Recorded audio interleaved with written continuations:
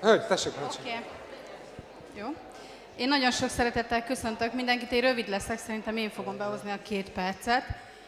Én Belta Nagy Emília vagyok, és a Várholding Kft. Ügyvezetője.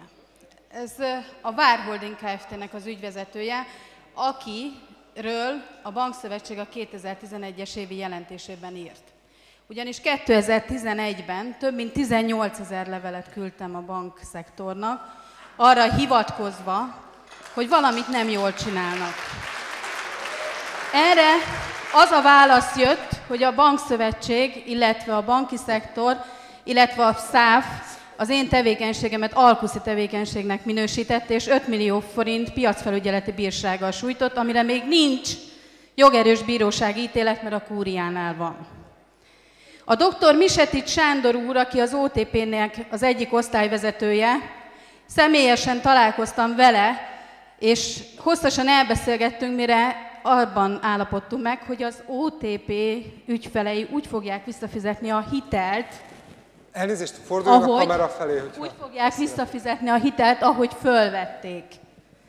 A következő történetem az volt, hogy a 2600 ügyfelemet mindegyiket berángatták a rendőrségre, és kihallgatták, hogy tegyenek terhelő vallomást ellenem, mert én 70 000 forintot próbáltam kérni tőlük azért, hogy az ügyüket megoldjam.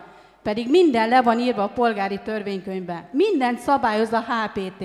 És ügyvéd úr nagyon jól elmondta, hogy minden ott van, és nyerhetnek az adósok, csak a pénzügyi rendszerrel, ezzel a korrupt rendszerrel szemben csak tömeggel lehet menni.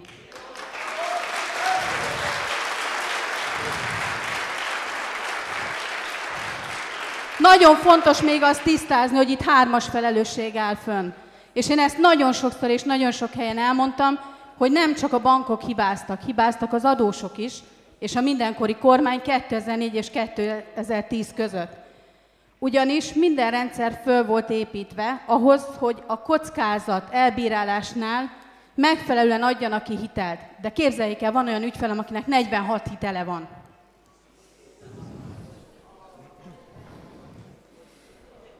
Hogy tudta fölvenni? Hát tök egyszerűen. A Zsíró ZRT-ben Zsíró ZRT által nyilvántartott rendszerben minden benne van. Csak valakinek meg kellett volna nézni a bankból, hogy egyáltalán hitelképes-e az illető. 2011. májusában a legfőbb ügyészségen tettem feljelentést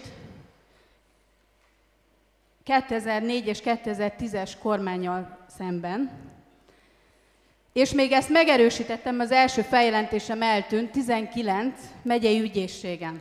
Nem lett belőle semmi.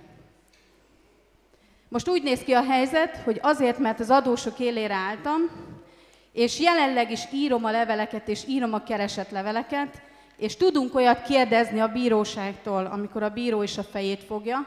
Csak azért ne felejtsük el, hölgyeim és uraim, hogy az OTP-nek volt egy nagyszerű terméke, a köztisztviselői hitel, amit 2006-ban a bírók és az ügyészek tudtak igénybe venni, őrrész nélkül tudtak ingatlanhoz jutni.